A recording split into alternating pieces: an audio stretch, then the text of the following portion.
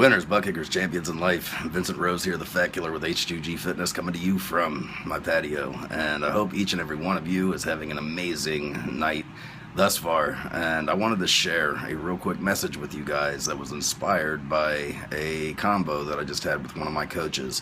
The title of this is The Hardest Part of Being a Coach and a Mentor in the Lives of Other People. It is this.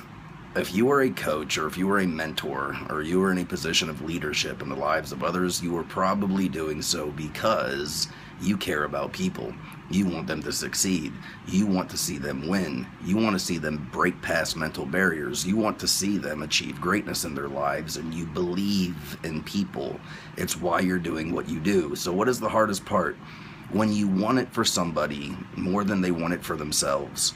When you believe in somebody more than they believe in themselves, when you care about somebody's success more than they care for their own, it's hard.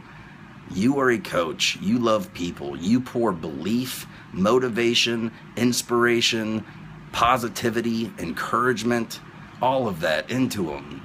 And the thing is this, some people are fertile soil, and every word that flows out of your mouth is sown into their heart. They believe what it is that you're telling them. It takes root and they succeed.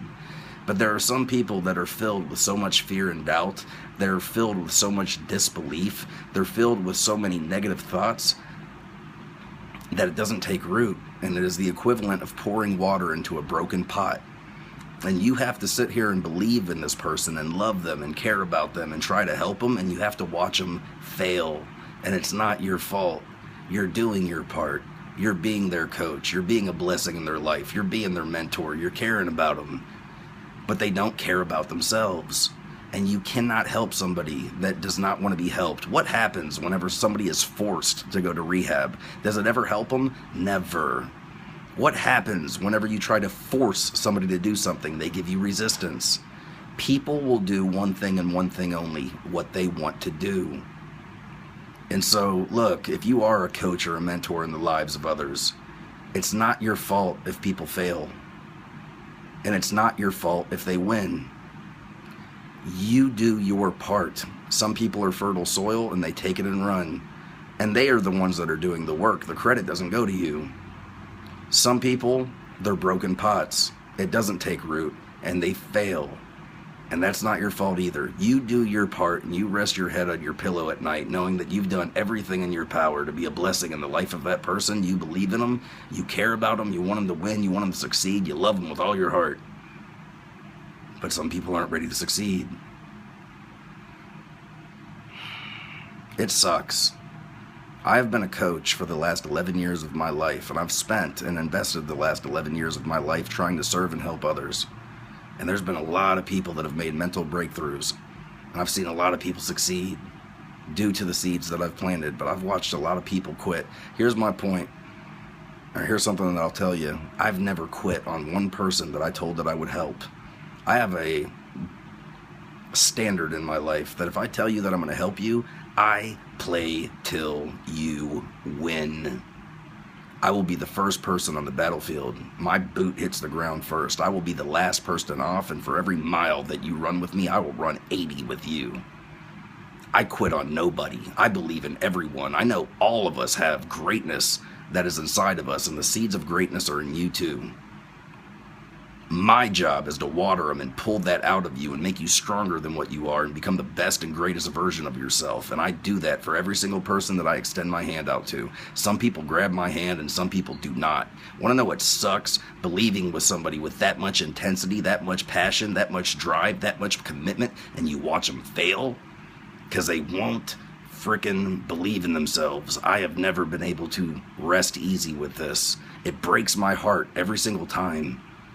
There's nothing good about watching somebody fail that you're trying to help. The best comfort or consolation or whatever that you can get from it is knowing that you did your part and they failed because of them and not because of you. But it doesn't make it any easier or heartbreaking to watch that person fail, especially when you were the one that God told to help that person. But that person's just not willing to freaking do what they need to do.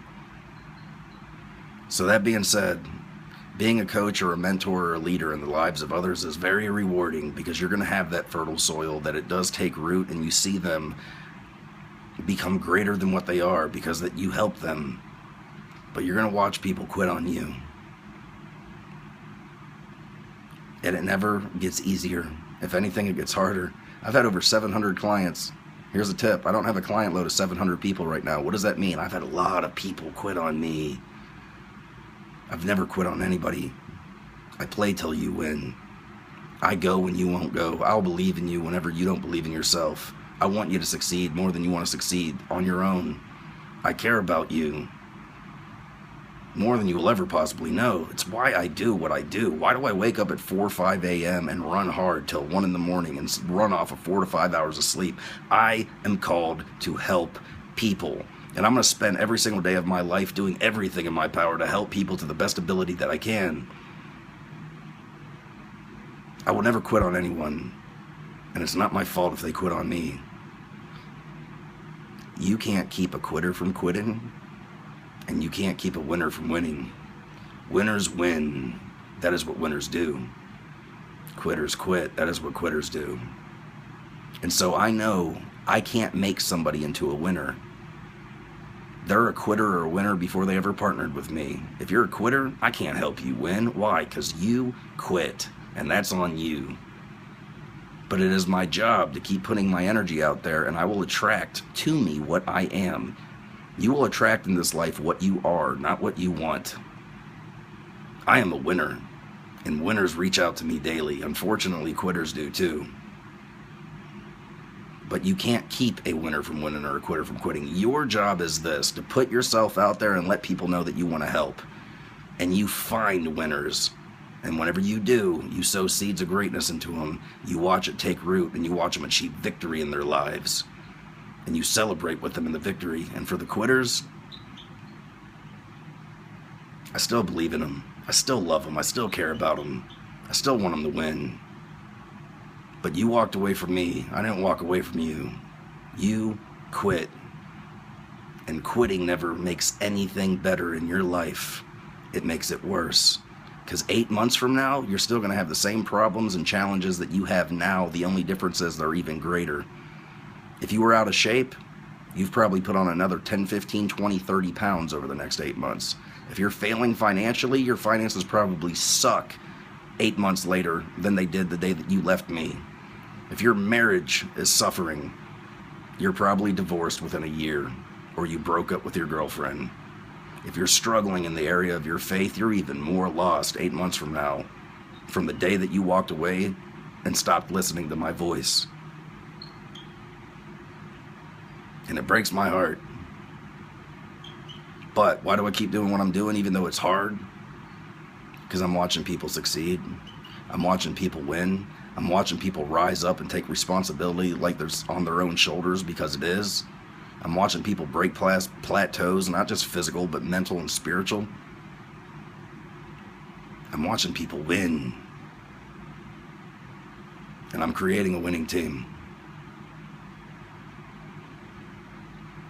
If you're a coach, keep going. If you're a mentor, if you're a leader, if you're in a position of authority in someone's life, keep doing what you're doing. Keep sowing that seed. Keep loving on them.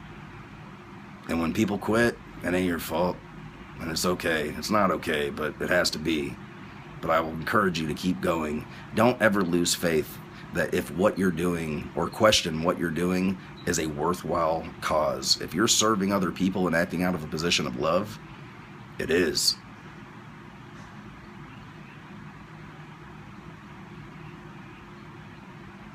The prize will be worth the price. The good times will outweigh the bad times. Watching those cross their finish line will be worth more than watching people quit theirs. Dylan Bratton, welcome. Love you guys. Christina, yes, keep moving forward. You helped me not want to quit. Man, thank you for your responses. I'll do this. I don't always do this every single video, but I'm going to do it now. If y'all have any questions about anything, comment in the comment section below. If there's something that you need, that you're struggling in, let me give you a template.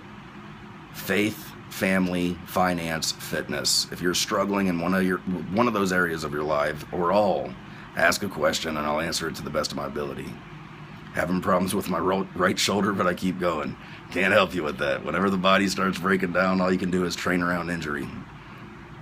But you're a winner anyways, Jennifer, and it's awesome watching what it is that you're doing in your life right now. You just broke down into a new weight class that you haven't been for a very long time, and we're going to get you to the next one and the next one and the next one. Again, I'm opening it up for questions. If you have questions about how to prosper in the area of your faith, your family, your finance, or your fitness, and you got questions about something, how do I overcome this? What do I do if I'm struggling with that? What are some things, Vincent, that helped you, break past some mental barriers that you could start succeeding and fill in the blank? Talk to me. I'll give it another 60 seconds for somebody to ask something. And if there's something to answer, I will. If there's not, no big deal. I'll close this out. And for anybody that joined at the last half or the last few minutes of this, go back and watch it from the beginning. It'll bless you. I promise you it will. Well, I'm not seeing any comments, so I'm going to close this out. How many days can I work legs? Monique, you're funny. A lady will typically work legs a minimum of 2, a maximum of 3 days a week. Guys want to build their upper body. Women want to build their legs and their glutes and their hips and all that kind of stuff. So train that 2 to 3 times. Courtney, thank you so much for pouring it. You bet, girl. This was inspired by you. And I know you already know that. Lisa, what up? How are you? Do we got any questions here? Is there anything that you need help with? Is there somehow that I can be a blessing in your life and I can speak some words and encouragement into you to help you? I'm struggling with my son. He hadn't felt... That's a hard one, Shelly. The way that you deal with death is this. You have to have a very strong faith and understanding of what happens after you leave this world, and that means having a spiritual walk with your Maker. If you don't have that concrete in your life, you can't help your son have that concrete in his. So I'll encourage you, get your faith right. If you need help with that, message me. I have tons of guidance that I can give you. And once you become strong in your faith, you produce who you are through your children.